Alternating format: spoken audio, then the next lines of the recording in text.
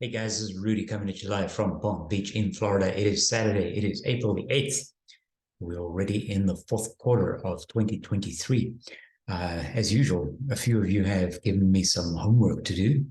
And what I did was I prepared a presentation to talk about some of your favorite stocks that you're buying in the energy sector and a couple of mine. So what we're going to do in this video is talk a little bit about the homework that you've given me to do. And I'm going to cover some of the five stocks that, or a couple of stocks that you mentioned, certainly five of them that people had mentioned in the comments section. So Nolan said, I'd like to get your opinion on TC Energy. Dusty Dank said, maybe you could look at GTE. They have huge debt, but they've been paying it off slowly. And Michael gives me homework all the time, but he said, I'd love to hear your thoughts on a couple of different stocks. Now, I'm not going to cover them all, Michael, because I think five at a time is enough. But what I'm going to do is I'm going to do five of yours and then two of mine. So I'm going to tell you a little bit about what I think of your five picks. And then I'm going to talk about two of mine that I've actually been buying. Now, I guess the reason why you would ask me these questions or to look at these stocks in the first place is maybe to get an idea as to whether I would buy these equities. Now, the five companies that I'm going to cover here are Vista, W&T Offshore, Gran Tierra, Petrobras, and TC Energy. Now, most of you will know, or for sure you might remember, that I had a position in Petrobras. It was actually quite a significant position for me anyway, around about, well in the six figures. And I exited my position on Petrobras in January of this year, so kind of 3 months ago. Right about the time I exited the position, Petrobras was trading at close to $12. My exit price was actually around $11.78. My initial cost basis was about $8.50. And during the time that I held Petrobras, I reinvested my dividends. Of course, Petrobras went up all the way to about 15 bucks or so. So I was buying little tranches of stocks with my dividends at that time and adding to my existing position, which pushed my cost basis closer to around 10% or so. And of course, at the same time, as I was sucking away that dividend, I realized that I'd like to exit this position. I'm heavily weighted in energy anyway. One of them had to go, and Petrobras was my worst performing stock. I actually made a video on why I was selling Petrobras back in January on the 21st. And at the bottom of the screen here, you can see about 3,000 people watched that video. And about half of them, so 1,500 people were saying at the time, Mr. Oxy, you've gone mad. Why would you sell Petrobras? If anything, why don't you sell something else? Some people said like, no, this is the one you should hold. And a few people said, hey, you know what, good luck and all strengths to you. Anyway, I had a whole variety of reasons that I was selling Petrobras. One of them was the geopolitical situation after the election of Lula. And as you can see from the stock price, Petrobras hasn't really gone anywhere. So for me, it's a bit of a wash. But let's take a closer look at the five that you asked me to look at. So Vista, an integrated international oil company, W&T Offshore, a US exploration product. And then we have Gran Tierra, which is also exploration product, but out of Canada. Petrobras, emerging markets integrated, and TC Energy Corporation, other alternative energy.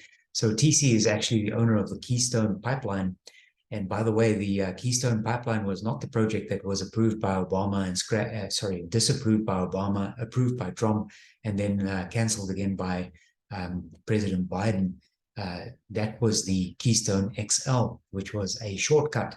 So the Keystone Pipeline is sort of an L-shaped. I'm not sure if I'm going to get this the right way around, depending on which way you look at. But basically, the Keystone Pipeline feeds oil from the Alberta oil fields through Saskatchewan down to Dallas, and the Keystone would have kind of created a tangent or a shortcut. And it was the Keystone XL, which was the shortcut that most of the political goings-on concern, not the Keystone Pipeline itself, which has actually been in existence for quite a few years and functions daily. So let's take a quick look at these here. So from a technicals point of view, when it's over 80%, 20-day raw stochastic score, it's overbought. So Vista is effectively overbought, TC Energy is overbought, and Gran Tierra is very close to being overbought. Petrobras a little bit better, and W&T offshore, no problem there. So as a general rule, if it's over 80%, it's overbought. If it's under 20%, it's undersold, oversold. None of these are oversold. A few of them look from a technical point of view as if they are overbought. Now, of course, when you look at the analysts, 100% of them are saying buy it, even though it's also technically overbought. Whilst on the other hand, there are some of these like W&T offshore, where the analysts are almost unanimous in their position of saying you should sell it. 88% is close to 100, right? So everybody's saying get out of this particular energy stock right here. I don't have a position on any of the five, so as we go, you can maybe tell me in the comments whether you buy them or whether you hold them and where you're at. How about over the past 6 months or so? You guys know by now I'm not day trading, so I'm not looking at even 1 or 3 months or so. I'm looking at a longer period. Generally, my holding period is about 3 to 5 years. Over the last 6 months, if you were holding Vista Energy, you've done quite well. You're up 70%. On all the others, maybe less so, except TC Energy, not too bad. It's a wash. And the energy sector has been pulling back, and it was down over the past few months. So if you're up, or otherwise if you kind of treading water, you're okay. But on the others, this kind of mirrors the rest of the energy sector, except this performance is probably a little bit worse than the energy sector as a whole. That's over 6 months. What about over a year? If we look at the chart here, over the past 1 year, if you were holding Vista, I mean, this is fantastic. Over 100% over the last year. This is an outlier. This is not a standard performance, so it's a deviation from the norm, and pretty good. And actually, for what it's worth, WTI also up 20%, pretty good. So W&T offshore, pretty good if you were holding that. As for the rest, you just took a bit of a beating, and the best performer of the bad bunch is actually Petrobras over the past year or so. Key statistics. Now, this is an interesting chart for me to look at here, because I always look for companies that have enormous amounts of revenue that they generate in comparison to the market cap. So market cap, in case you've forgotten, is basically the total number of shares outstanding by the current share price. So it gives you a sort of a quick snapshot indication that this company might be cheap or undervalued. And there are a couple of them that are really, really interesting. The ones that I've highlighted here with the red arrows, if you look at the annual sales, so W&T offshore, 921 versus 741, this is in millions. And then we look at this one over here, Gran Tierra, 711 versus 310. So the company is generating 711 million in sales. It's a market cap of only 310. And Petrobras, of course, is arguably still the cheapest super major you can buy, generating 124 billion in revenue and the market cap of only 70. And on the far side here, on the right-hand side, TC Energy, 11.5 billion with a market cap of 41. So at a glance here, you can see based on the revenue that they're generating versus the market cap, some of them from a, in other words, price to book, price to sales ratio type of point of view are actually quite cheap. This is a horrible picture here for TC Energy last quarter. Net income, negative 1.1 billion. It's almost hard to believe that a company that generates quarterly sales of $3 billion can lose more than $1 billion in a quarter. So that one requires a little bit of a deeper dive. If you're looking to buy into TC Energy, or if you're long in TC Energy, you should know what's going on here. I don't know right now at a glance because I'm doing a snapshot, right? But this one requires a little bit more due diligence before you open a position. And if you hold it, you should know what's going on there. Maybe you can educate me in the comments. From a price earnings ratio point of view, they're all cheap. TC Energy, ironically, is the most expensive of the bunch based on PE, 12. We want the PE to be below 15, so they all fit sort of in that parameter there as a benchmark, but they're all cheap. And of course, as I said a minute ago, Petrobras probably still the cheapest energy stock that you can buy as a super major from an energy point of view with a PE ratio of only 2. That is crazy, crazy cheap. And, sometimes for all the wrong reasons. Let's take a quick look here at a snapshot. And of course, I'm not doing a deep dive here on due diligence. We're just looking at a few things. So Vista Energy is headquartered in Mexico. You can buy it for $20 on the US exchanges. It's a small cap, or mid cap rather, $2 billion in market share. It's trading right at the high of its 52-week range. So maybe now's not a good time to get in. You want it to pull back a little bit before you get in. I'm not sure when it's going to pull back. Nobody knows except Jim Cramer. So maybe we want to hold off on this one and not buy it right away. On the other hand, tip ranks, so all the analysts from tip ranks say it's a 10, outperformed. So they are confident that even at 20 bucks, it's just going up from here. I'm not sure, guys. I don't know. How about W&T offshore? Now, this one is a small cap blend. It's trading at $5. It's a $741 million company. It's got a PE ratio of only 3. It's super cheap. Look at the short interest, though, at the bottom of the screen. It's getting a little bit scary over here. It's trading on the low side of its 52-week range. It's very volatile, almost 100% volatile. So if you're getting into this one, you're going to have to hold on to your seatbelt, because this one's going to shake, rattle, and roll you a little bit. Tip ranks, the analysts on average have it as 7, which is neutral. Grand Tierra, well, this one you can only buy for $1, or buy for only $1. I should say that the other way around. It's a Canadian stock, small cap once again, so a $300 million company, PE ratio of only 2. It's super cheap. They're not even short at that price, right? So the short interest, less than 1% of the total outstanding flow. It's pretty good. And it's trading right here at the bottom end of its 52-week low. And tip ranks has it as a 9, outperforms. So Grand Tierra, as I said, requires a little bit of a deeper dive, but that might be a buy. Now, Petrobras, I mean, obviously everybody has an opinion on Petrobras. It's still the cheapest super major you can buy based on its fundamentals, right? It's based in Brazil. It's a $10 share. It's been a $10 share for quite some time now. It's a $70 billion company with a PE ratio of less than 2. It is ridiculous, and it pays this extraordinarily crazy dividend, which people just keep socking away. Wonderful stuff. Sitting at the left side here on its 52-week range, closer to its 52-week low than its 52-week high. But the analysts have it at neutral. There's a lot of mixed feeling on this one, right? So the mixed feeling on Petrobras is a variety of different things, because you have the geopolitical situation as it relates to Petrobras, and people are just not sure what Lula is going to do, because we haven't had any clarity on that yet. But at the same time, they're still paying this huge dividend. So, if you're in it for the dividend, why not? You just keep socking away that dividend. If you're reinvesting the dividend, you're buying Petrobras at $10, and it's not too bad. It's okay, but like, it's mixed on that one, right? So 50-50, which is very nicely demonstrated by the analyst at 5. Neutral. What do you do when you're neutral? You're basically saying, I don't know. How about TC Energy Corp? Outperformed 10 on tip ranks. This is a Canadian stock you can buy for $40. This is a large cap value stock. It's a $41 billion company. But look at this PE ratio. This is crazy stuff. 80.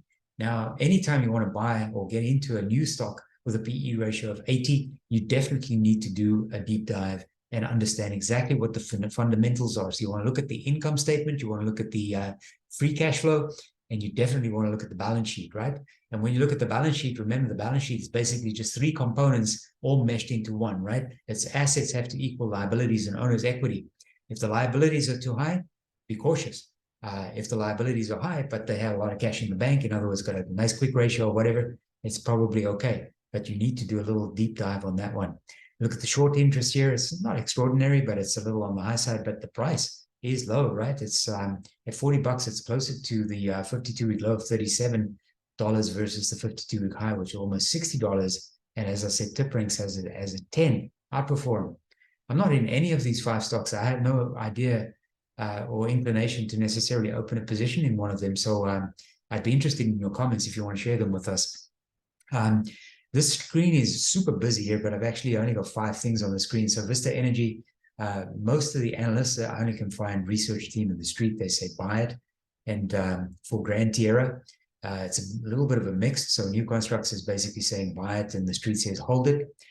For West, W&T offshore, and for Petrobras, they're all over the map, right? So you have reduce, it's good, it's hold. I don't know, buy it, it's a 2, reduce. No, this is a really good one, buy it. I don't know, we're kind of like in the middle over here. Hold it says forward. We don't know. How about TC Energy? No one's saying buy, no one's saying sell. Everybody's just saying hold. It's almost like they got into an agreement here, and to say this is what we're going to do with these particular 5 stocks. So anyway, let's talk just a little bit here about what I have been buying, right? So I told you at the beginning of the video, I'm going to cover your 5 stocks, and it's a snapshot. It's not a deep dive, but I have been buying. I have been adding to some of my positions, but for very, very different reasons. And I'm going to share with you what I have been buying and why I have been buying. And then you can take a look at some of these things. So what I want to draw your attention to, if you have time, you can look at a video. It's about 18 minutes. Alliance Resource Partners. It's a limited partnership, so not everyone in the world for tax purposes can necessarily buy it. And also, you don't really want to put a limited partnership into a tax deferred account. For the US people, that would be something like a 401k or a Roth or something like that. For my Canadian friends north of the border, it would be like an RRSP or something like that. You don't really want to put a limited partnership that pays an extraordinarily high dividend to the partners, which is taxable income, into a tax deferred account. It's a little bit of a sort of conflict of interest. Of course, nothing prevents you from holding it there, but it's not an ideal situation. But I have been adding to my Alliance Resource Partners position. I'm going to tell you why in a second. And I've also been buying Colonial coal. If you're interested in any of these, as I said, invest about 20 minutes of your time and look in my library for a video on Alliance Resource Partners, about 20 minutes, and undervalued coal, Colonial coal, also about 20 minutes. This one, unfortunately, it was an interview. This is not unfortunate. This was fortunate, with the CEO of the company, David Austin. But the quality that was poor. And after I'd recorded it, a couple of places where I think the Wi-Fi link was not very, very strong and very, very good. But you can make out what he's saying and you can see what he's doing. But why have I been buying these stocks? So Alliance Resource Partners, a small cap value stocks, a $2.5 billion company. You can buy it for $20. Based on my sort of back of the napkin calculation, discounted cash flow, Alliance Resource Partner is about a $30 stock. So currently it's trading at $20. So it's sort of in the middle of that 52-week range, between $15 and $30. I think over time, if you are patient, certainly over the next 3 years or so, you should see it closer to 30 than to 15. So if you ask me where it's going, I say it's more likely to be going to 30 than what it is to be going back down to 15. Quite volatile, 45%. PE ratio of only 4, so it's relatively cheap from a benchmark point of view, positive earnings. But the annual dividend yield here is primarily why I have this in my portfolio right now. At $2.80, it's yielding almost 14%, and I'm happy just to hold it and collect the dividends. So Alliance Resource Partners for me is almost like a savings account that pays an extraordinarily high interest rate. How about Colonial Coal? Those ones are a little different, right? So I had a conversation, as I said a minute ago, with the CEO, David Austin, and we chatted a little bit. He told me Colonial is for sale, and that they have 3 bankers currently looking at Colonial Coal. The company is a metallurgical coal company, so they sell the coal effectively that is used for making steel, which means everybody in the world that makes steel, including people who make battery rechargeable cars. They're not EV cars, they're not electric vehicles at all, they're just rechargeable battery cars. But even people who make those things need steel in order to make the car. So when you have metallurgical steel or met coal, coal, not steel, when you have met coal that you can offer for sale, then you can sell it to the highest bidder. Now, currently that coal is in the ground, but there's about 700 million tons of it in the ground in British Columbia, and that is what is up for sale. So let's take a look here at Colonial, and I'll tell you sort of what's going on here. So currently in the marketplace, well, actually, let me just close the screen for a minute and just talk to you a little bit about metallurgical coal. The current price in the marketplace is around $400 per ton. The coal that's in the ground is valued at whatever a willing buyer is prepared to pay for it. Now, what Colonial Coal is doing is they're basically saying they've put it out to bid, so people have the ability to say, I want to buy this, and this could be a steel manufacturer, or it could be an existing coal mining company or whatever. You have a variety of different options, but look at the market cap of the company. So right now, with a market cap of around $300 million and 700 million tons of coal that's in the ground, you can do the math yourself in terms of what the price is for the coal based on the actual commodity which is in the ground. So right now, obviously, it needs to be developed and then produced. But how much is the coal in the ground worth?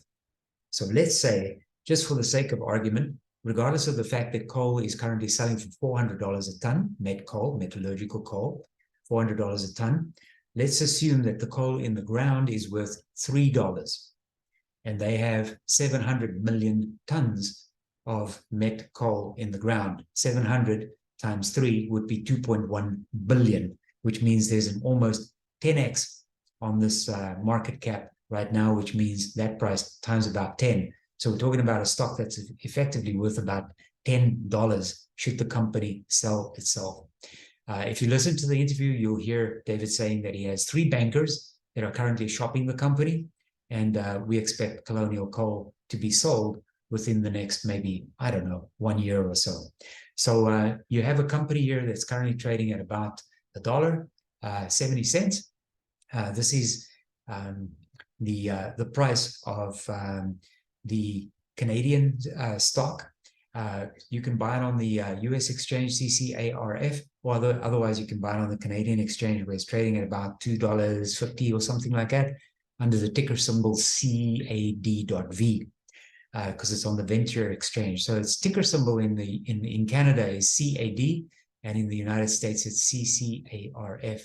I'm buying this company because the company is going to be sold, and I expect to make a return on my investment, which is not related to the stock price or dividends, but rather a multiple on the actual price of the company when it is sold. So guys, in a nutshell, there you have it. 5 of your energy stocks and 2 of mine. And the 2 of mine that I shared with you are actually stocks that I have actively been buying and building a position in for 2 different reasons, right? Alliance Resource Partners for the dividend, high interest yielding savings account, and Colonial, because Colonial is about to be sold, and I expect to get a multiple on my stock basis based on the selling price, whatever it might be in the future. So that's it, guys. This is Rudy for Best Investor signing off for now. Look forward to your comments, look forward to chatting, and I'll be back soon with more. Take care. Bye-bye.